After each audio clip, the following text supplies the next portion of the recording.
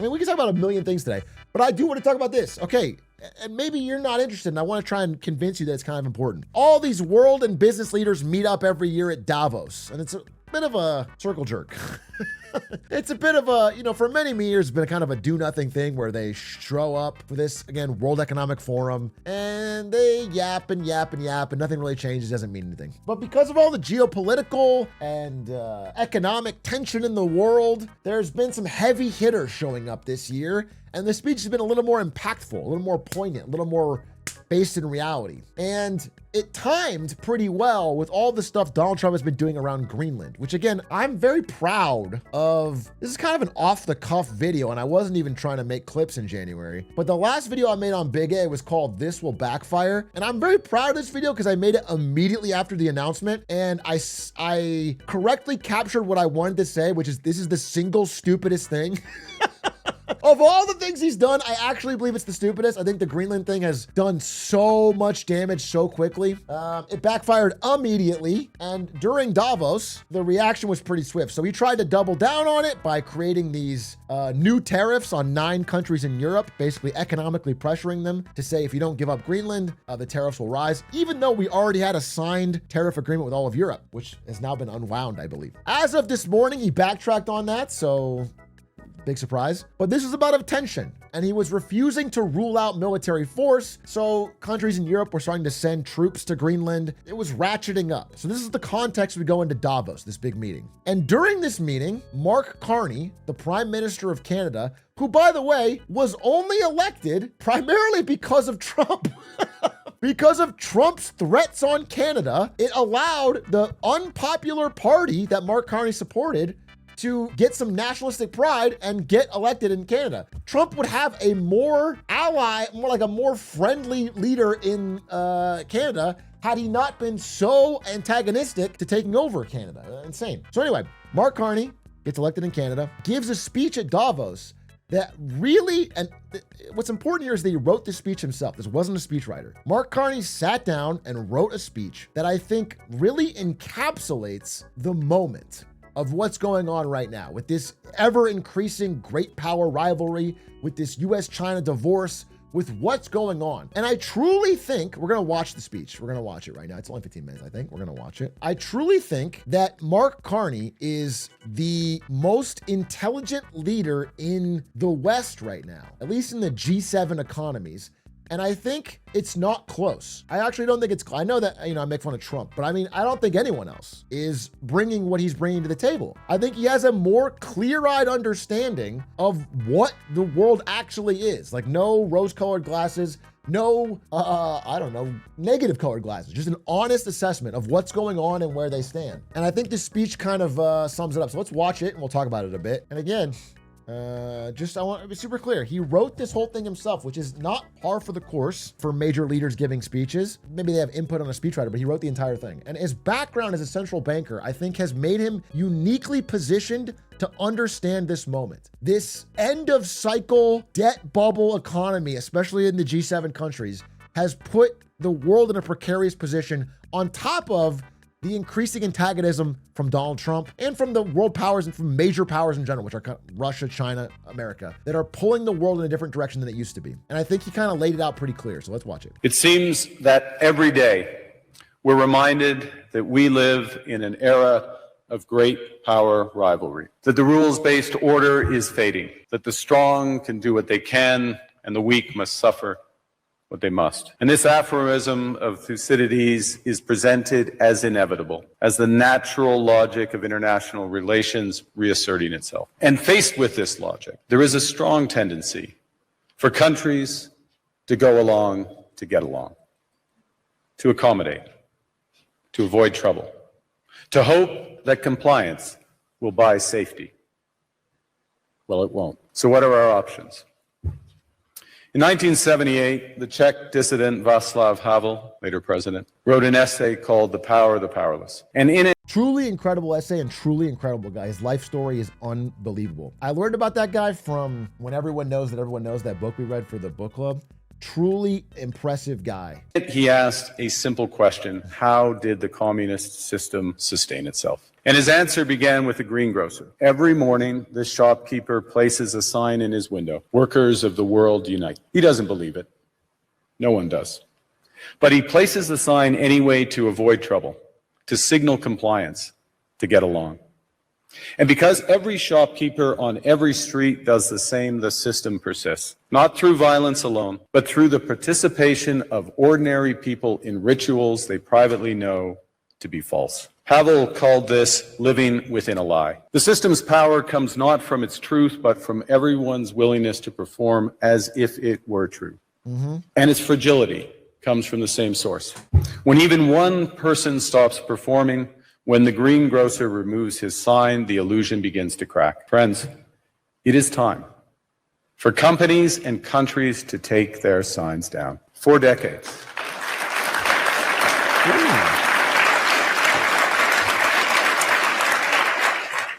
For decades, countries like Canada prospered under what we called the rules-based international order. I want to go on this moment because this is what that book was about, and I think it's important. He's summarizing here in a short thing, but the idea is like it's kind of a very Emperor's New Clothes moment, where even if two people both privately know that something is wrong, until it is public knowledge, people don't act on it. Human beings do not act on it. They need to know that other people agree with them.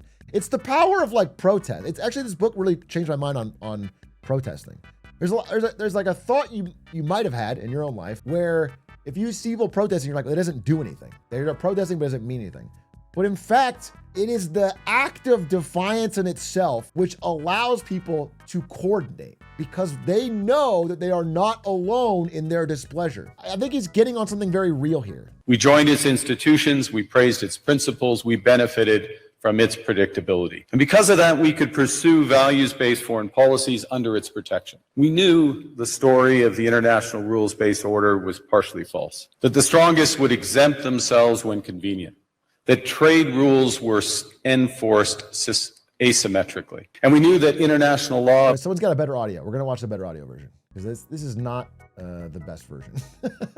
That the rules-based order is fading, that the strong can do what they can, and the weak must suffer what they must. Much better. And looks clearer, too. And this aphorism of Thucydides is presented as inevitable, as the natural logic of international relations. You mentioned that part, too, Thucydides. So there's the idea, a book, I think I've recommended before, called Thucydides' Trap. And Thucydides was writing about Athens and Sparta, which is a long, long time ago. But it's a general idea that whenever there's a dominant power and a rising power, conflict is almost inevitable. It's the fact that one power had the rules and systems in one way, and there's another power coming up. And the book describes all the times it's happened in history, and of like, I don't know, 50 times, only 4 didn't end in conflict. The most major being when America supplanted Great Britain. But this time around, it's like China rising as America's dominant power, and it does feel like it's leading to a lot of cracks.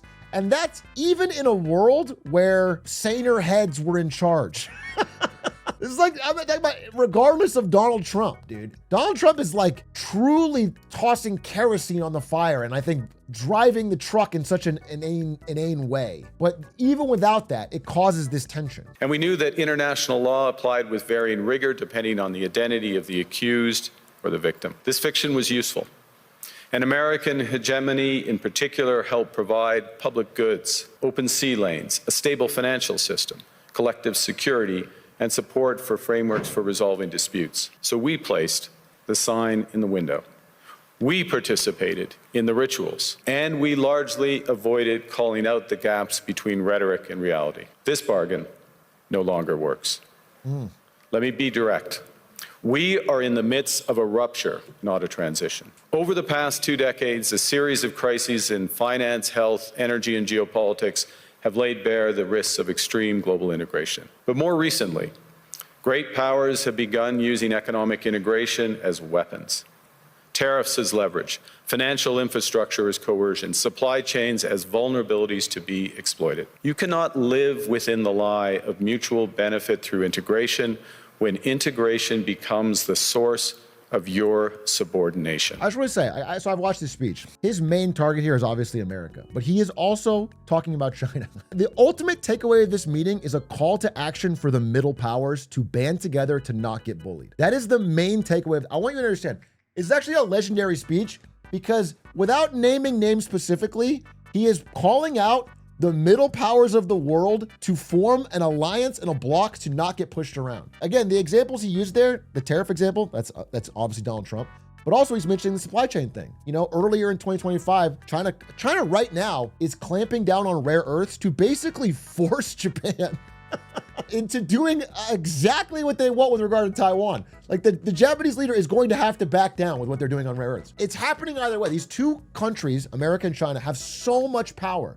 They have so much leverage that if you get on the wrong side of them, they can really pressure you. And I think what Carney is recognizing is that if you try to even pick a side in this, if you try to cozy up, you are in a losing battle. You have to have some strength. You have to muscle it up. And I think his speech here, I think he's going to mention some of these names, but it's calling on Japan, the UK, parts of Europe, Canada, parts of Britain to come together and realize that if they work together, they are much stronger as a bloc than they are as individual negotiators against these two giants. The multilateral institutions on which the middle powers have relied, the WTO, the UN, the COP, the architecture, the very architecture of collective problem solving are under threat. And as a result, many countries are drawing the same conclusions, that they must develop greater strategic autonomy in energy, food, critical minerals, in finance and supply chains. And this impulse is understandable. A country that can't feed itself, fuel itself, or defend itself has few options. True. When the rules no longer protect you, you must protect yourself. But let's be clear-eyed about where this leads. A world of fortresses will be poorer, more fragile, and less sustainable. And there's another truth. If great powers abandon even the pretense of rules and values for the unhindered pursuit of their power and interests, the gains from transactionalism will become harder to replicate. Hegemons cannot continually monetize their relationships. Allies will diversify to hedge against uncertainty. They'll buy insurance, increase options. This is incredibly true. And it speaks particularly to the stupidity of what Trump's doing.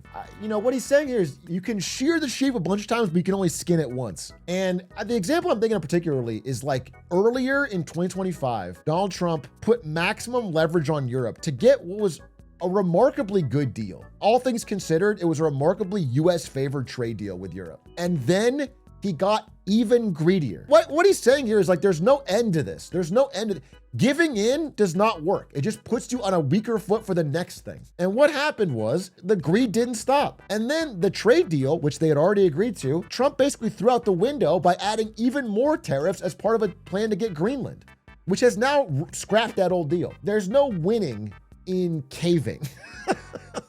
That's not a long-term strategy. In order to rebuild sovereignty.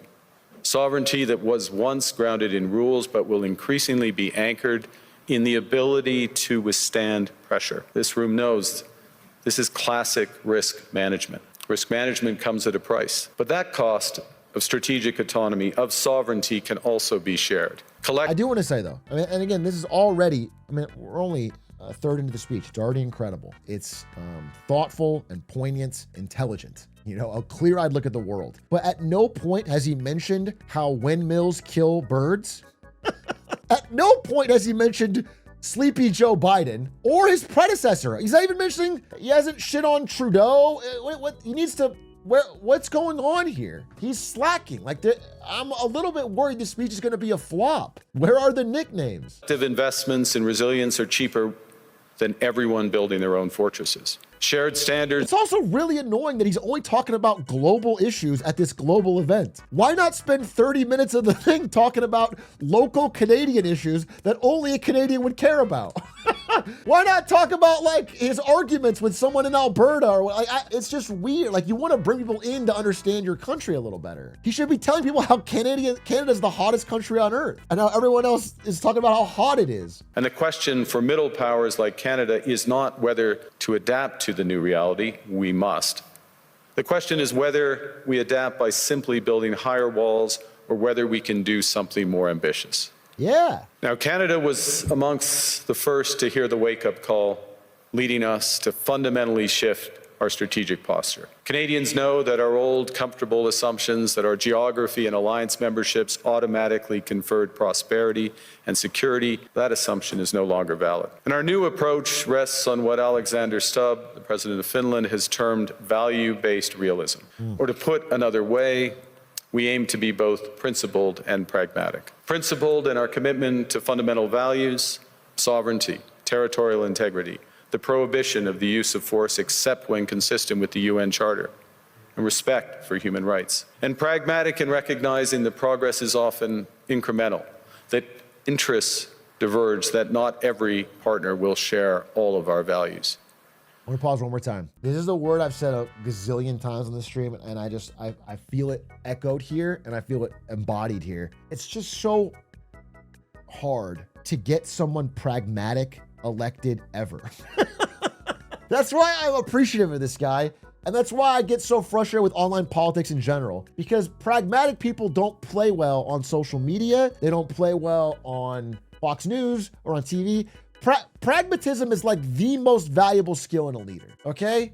It is just the true ability to just focus on shit that works and to understand where you're actually at and try to make positive, sustained change towards better. I'll give a credit here. I've found, at least in the early days of this mayoral administration, I've been very impressed with the pragmatism of Zoran. I think he is pairing the ability to do a lot of good vibes and then just when he gets in office, just do pragmatic things. I'm impressed with it. I mean, we'll see. I gotta, we gotta follow up more, but I'm impressed. But that's not what this speech is about. I just want to say, like, I think it's something worth thinking about more when you're deciding how to live your life and how you support things. Pragmatism is important, man. Many of the great leaders in human history were just clear-eyed pragmatists.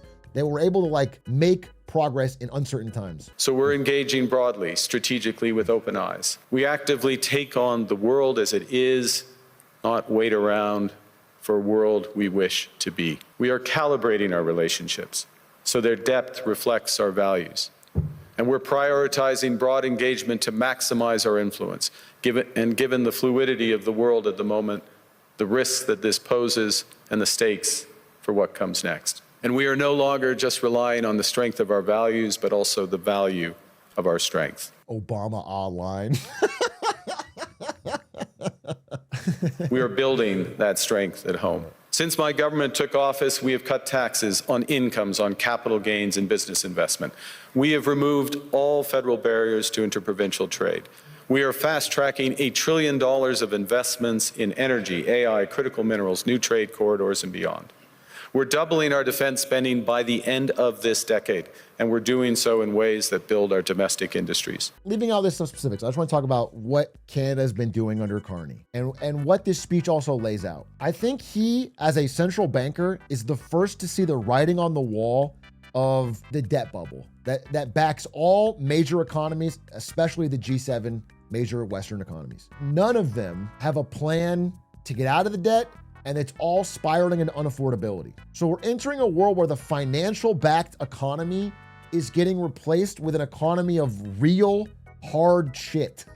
Of real, call it atoms, of commodities, of timber and gold and oil and production and energy and, you know what I'm saying? That of goods and services. What he is doing in the short term, in a hurry, again, he only took office relatively recently, and I'm not going to be super kind here and say that Canada has an incredible economy going in. Canada has a very real estate-based, debt bubbly economy right now. He has inherited actually a very shaky Canadian economy. It's not great, but what he's trying to do is use what Canada has, which is enormous natural resources and deep connections, deep ties with countries all over the world, to try and upgrade and prepare Canada's economy for what the future is going to be. So this is like things like trading oil, timber, lobster resources that they have to get things like, for example, this is one example, obviously they're trading Chinese EVs into Canada, but more importantly, he is taking a page out of China's book, which is where if BYD wants to build a factory in Canada, they have to do it as part of a joint venture with a Canadian company, which is what China did back in the day to like get all the technology. So now BYD brings their latest and greatest EV tech but they have to build it with a Canadian company in Canada, and that builds up the process knowledge in Canada. This is what China did to like every major American and European manufacturer back in the day. It's just smart, okay? He's very clear-eyed, is what I'm saying. I'm not saying guarantees this will all work, because again, Canada's real estate bubble is fucking massive. I can't imagine there's not a massive hangover from that. But it's smart. It's just like him playing the cards he's dealt in a smart way. And there's so few leaders that are doing that in the world right now. Most of them are either pretending they have different cards or burying their head in the sand. We are rapidly diversifying abroad. We've agreed a comprehensive strategic partnership with the EU, including joining SAFE, the European Defence Procurement Arrangements. We have signed 12 other trade and security deals on 4 continents in 6 months. The past few days, we've concluded new strategic partnerships with China and Qatar. We're negotiating free trade pacts with India, ASEAN, Thailand, Philippines, and Mercosur. We're doing something else. To help solve global problems, we're pursuing variable geometry. In other words, different coalitions for different issues based on common values and interests. So on Ukraine, we're a core member of the Coalition of the Willing and one of the largest per capita contributors to its defense and security. On Arctic sovereignty, we stand firmly with Greenland and Denmark and fully support their unique right to determine Greenland's future.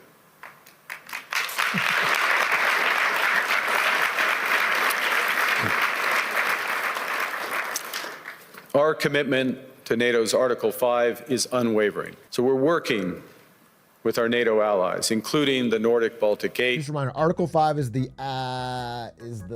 rule that attack on any one NATO member is attack on them all, and they all must defend. The only time Article 5 has ever been invoked, I believe, was 9/11, by the way. America said an attack on America is attack on all of us, and then all of NATO had to join them in Afghanistan. I believe is the only time Article 5 has ever been invoked. But the idea is that if America were to attack Greenland, which I believe is not happening now, Trump did back down today after the market, then attack on Greenland would have been invoking Article 5 and be, I guess, war between America and the rest of NATO. To further secure the alliance's northern and western flanks, including through Canada's unprecedented investments in over-the-horizon radar, in submarines, in aircraft, and boots on the ground. Canada strongly opposes tariffs over Greenland and calls for focused talks to achieve our shared objectives of security and prosperity in the Arctic. On plurilateral trade, we're championing efforts to build a bridge between the Trans-Pacific Partnership and the European Union,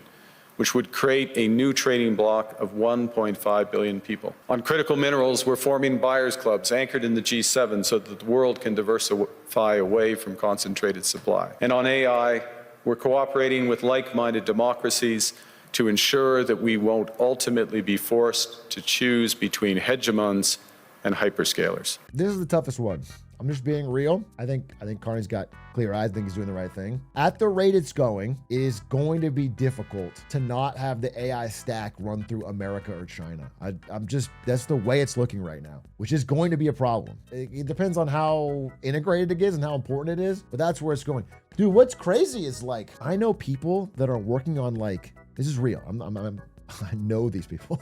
They are working on nuclear energy AI startups in America, but because the cost of the Chinese models is cheaper, they build their back end on like Kimi and like DeepSeek because they're open source and cheaper. It's crazy. Yeah, it's crazy. So that's a whole different story we should talk about. But I would say that is a bigger strategic threat because resource-wise, I mean, there's nothing lacking in the countries he's talking about. Honestly, it's such a smart idea to build these coalitions of the middle powers who collectively have massive populations, massive natural resources, shared values. It's an incredible idea. That's why Power of the Street. But I do think tech is one area where the spoils go to the leaders so much more exponentially, and China and America are way ahead. This is not naive multilateralism, nor is it relying on their institutions. It's building coalitions that work, issues by issue, with partners who share enough common ground to act together. In some cases, this will be the vast majority of nations. What it's doing is creating a dense web of connections across trade, investment, culture, on which we can draw for future challenges and opportunities. I argue the middle powers must act together because if we're not at the table, we're on the menu. But I'd also say that That's a bar. Middle powers got to unite, because if we're not at the table, we're on the menu. That's actually a bar. I didn't remember hearing that. great powers can afford for now to go it alone. They have the market size, the military capacity, and the leverage to dictate terms. Middle powers do not. But when we only negotiate bilaterally with a hegemon, we negotiate from weakness. We accept what's offered. We compete with each other to be the most accommodating. This is not sovereignty. It's the performance of sovereignty while accepting subordination. In a world of great power rivalry, the countries in between have a choice. Compete with each other for He's essentially, someone in chat said it, but that's a very wise point. He's essentially talking about a union of the middle income countries of the earth against America and China.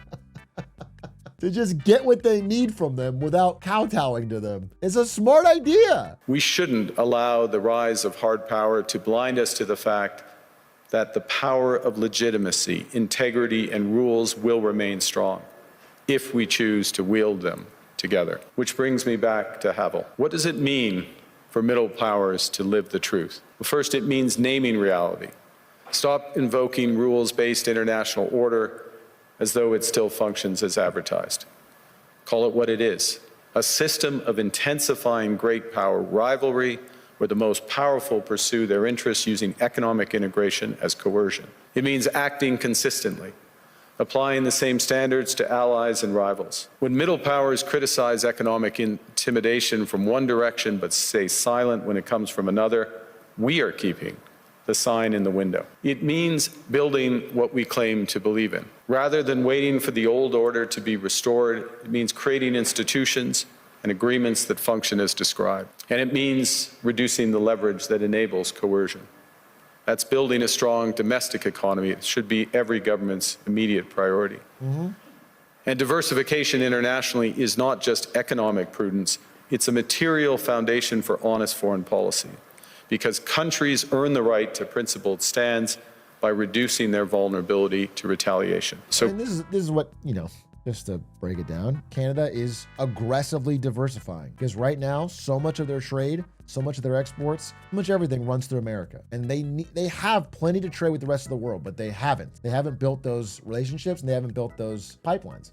And once they have that, they're no longer under so much pressure in negotiations. That's just smart. It's just smart. And again, it's one of the great, I think, shooting yourself in the foot of this Donald Trump term 2 is the just aggressive forcing allies to do this.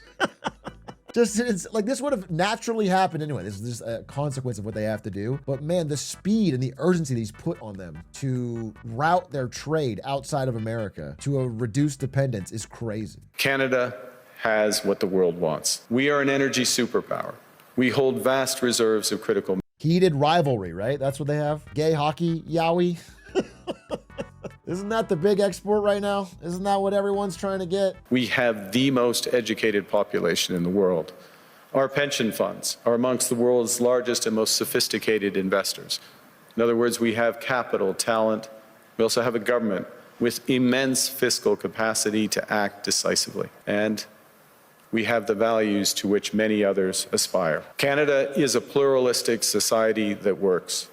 Our public square is loud, diverse, and free. Canadians remain committed to sustainability. We are a stable and reliable partner in a world that is anything but. A partner that builds and values relationships for the long term. And we have something else. We have a recognition of what's happening and a determination to act accordingly. We understand that this rupture calls for more than adaptation. It calls for honesty about the world as it is. We are taking the sign out of the window. We know the old order is not coming back. We shouldn't mourn it. Nostalgia is not a strategy. That's a bar too. Nostalgia's not a strategy. It's kind of crazy we're living through this. I mean, just to be clear, like your parents, their entire lives lived through the system he's talking about. It has been around for our entire lives and our parents' entire lives, and even older than, at least 1945, you know what I'm saying, till now. Like that is the system he's talking about, and he's saying it. This speech kind of declares it dead. It's a really big moment that we're living through, a big uncertain question mark. It's not awesome to be living through it. The peak of it was a really great time for most people, especially in the countries we're talking about. The peak of it was the greatest middle class broadly the world has ever seen. The boomers got an incredible run, but it is shelled out now, and he's the first one to, the emperor's new clothes story. He's the boy that stands up and says, hey, this guy's naked.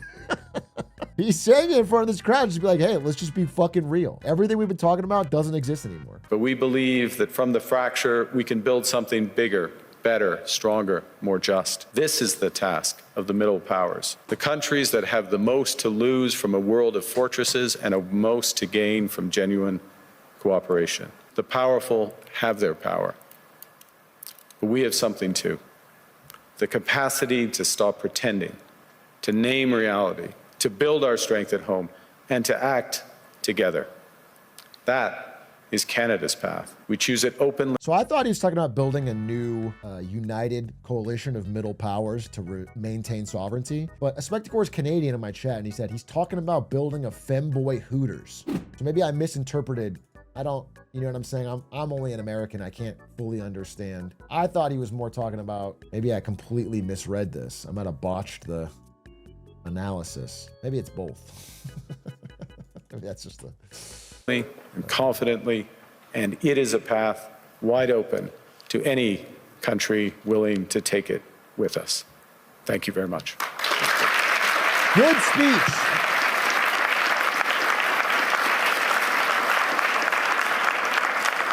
Again, I like to be clear-eyed myself. I like to be a realist myself. There's no guarantee that, now Canada's in a perfect spot and it's going to be great.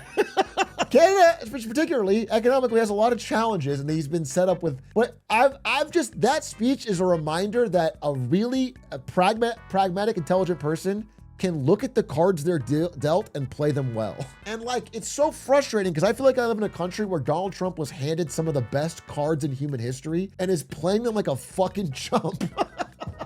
I feel like he's playing them so stupid. And it's just nice to see somebody who got dealt a worse hand play it intelligently. Yeah, I don't know. The message he's sending to other countries is a smart one. Other countries with similar values and similar situations are looking at him and thinking, we can make something work here as a common interest. We are trying with others to bring some of those networks together. The most prominent example is the Trans-Pacific Partnership in the EU, acting as a bridge. It's not a direct benefit for Canada, but it is a benefit for Canada that these groups come together. And Ngozi is here, consistent with the WTO rules, both of which are. And in that way, we're building back out amongst willing partners. And all right, so you're listening to him talk and you're thinking, this guy's a snoozer. All this guy cares about is real functional steps to help benefit the economy long term. Boring. I don't want to hear about trade partnerships. And so let's hear the other major speech from Davos. Let's pull that up. Now, I don't want to watch this full thing, honestly, because it's too long.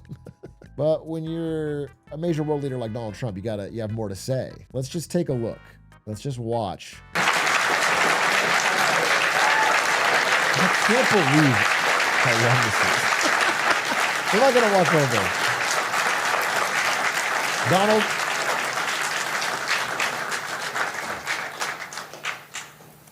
I just want to see, what direction does he take here?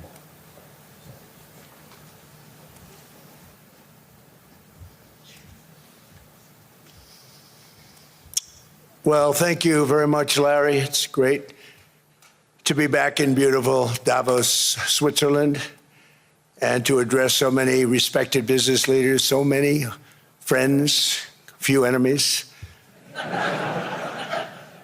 and all of the distinguished guests. It's a who's who, I will say that.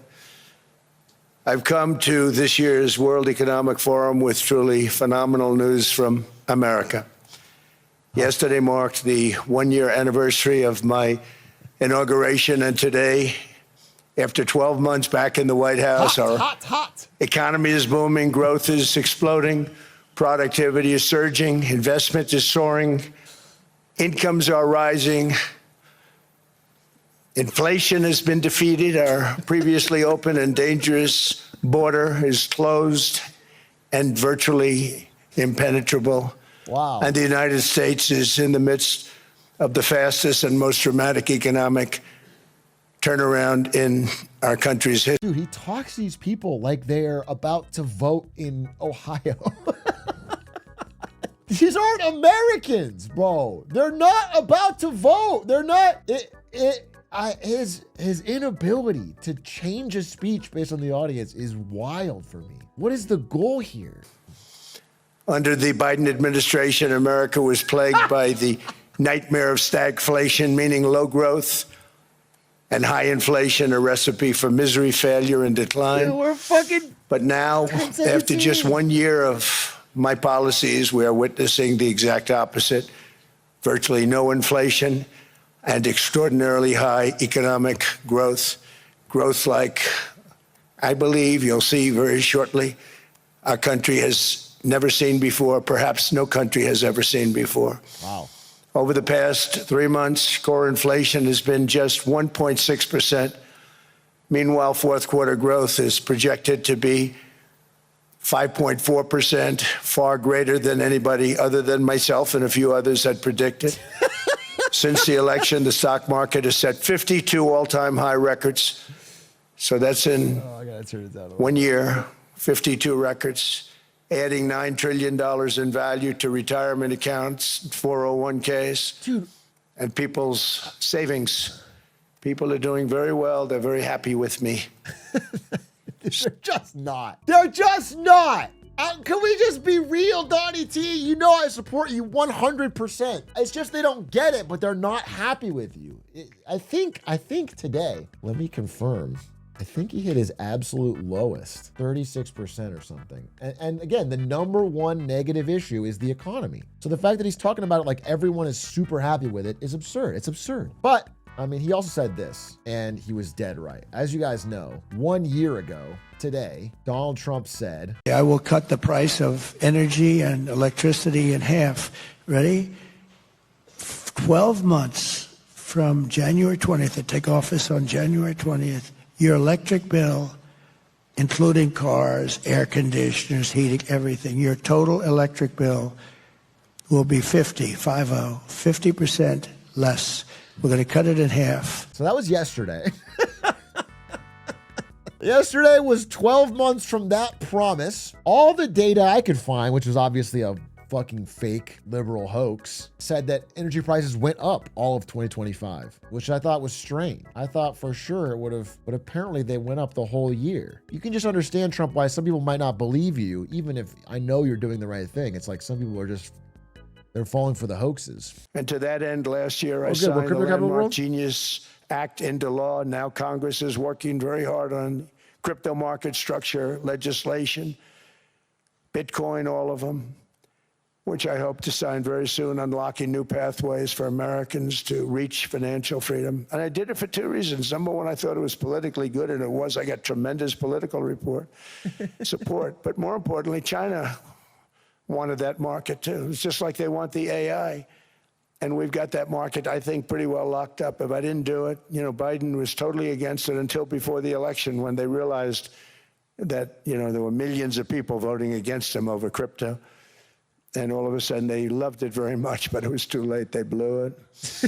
But it is politically popular, but it's much more importantly, we have to make it so that China doesn't get the hold of it. And once they have that hold, we're not going to be able to get it back. They can have it. What the fuck we want crypto for? We have the world scamming capital of the world. We have our president launching a fucking Trump coin. Why the fuck do we want crypto? You just said it was good for you politically because people donated money because they thought they could make money scamming and not get investigated. Who the fuck cares? What is the benefit? You said it's going to bring financial freedom to people? So I'm honored to have done it. Finally, I've instructed government-backed institutions to purchase up to $200 billion in mortgage bonds to bring down interest rates. And I'll be announcing a new Fed chairman in the not too distant future. I think he'll do a very good job. See, I gave away some of it. Okay, I mean, that's just yield curve control. That's just fucking quantitative easy. We're just going to print 200 billion. That's just what we did in the fucking 09. to try and keep the economy propped up. This is why I can't make any calls on what the stock market does, bro. I am just so solid ever more every day as the data continues to prove it that the regular economy for regular people is bad and trending worse. It's just horrible. The stock market is so divorced because the president can fucking have 200 billion out of thin air printed to prop up interest rate. Like, it's the capability of the bailout tools is astronomical. They just invent new things. Give that away. So we have something, got something, but somebody that's very respected. They're all respected. They're all great. Everyone that I interviewed is great. Everyone could do, I think, a fantastic job. Problem is they change once they get the job. They do. You know, they're saying everything I want to hear, and then they get the job. They're locked in for 6 years. They get the job, and all of a sudden, let's raise rates a little bit. I call them, sir, we'd rather not talk about this. It's amazing how people change once they have the job. Stupid. What the fuck are you talking about?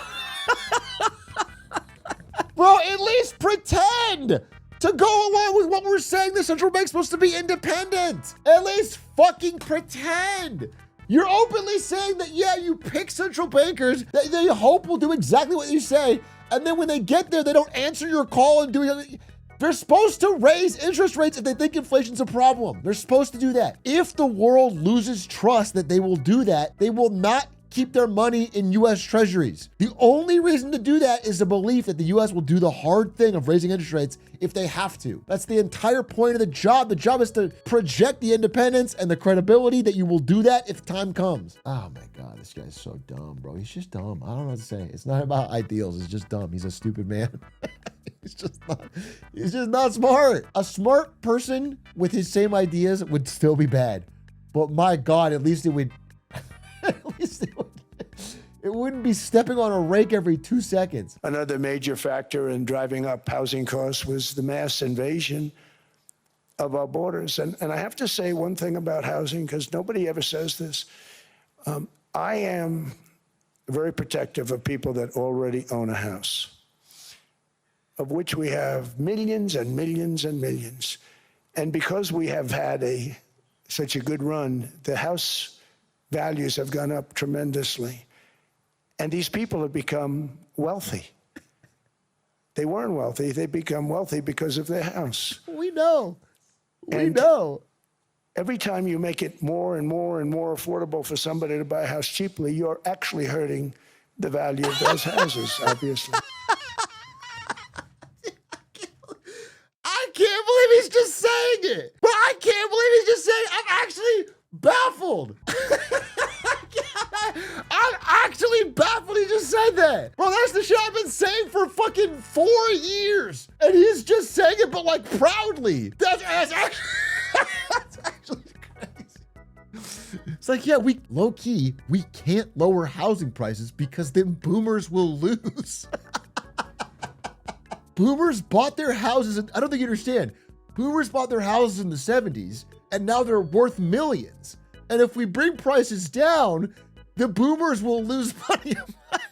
Yeah, bro, that's what I've been saying. Why are you saying it like it's a good thing? That's so funny, bro. I gotta keep this clip. I didn't know Donnie T was a Big A viewer. Why are they not confessing? They're not confessing, they're bragging. That's so funny. We're in a position to do things that nobody else has ever even thought of before. And many of the people in this room are the ones that are doing it. And I want to congratulate you, and I'm with you all the way. You can do things that nobody else can even think about. So I congratulate you on your tremendous success. And the United States is back, bigger, stronger, better than ever before. And I'll see you around. Thank you all very much. Thank you very much. Get fucked, Carney. I'm sorry, but that is called getting speech mogged. I'll see you around. I can't even remember Carney's speech anymore after that tour de force. America is back, folks. They're back in a major way. You know, I used to think that I wasn't a big fan of Trump, and I didn't really like what he was saying. But after I got a message from Squeaks begging me to listen to him again and give him another chance, I'm really starting to see what he sees in him.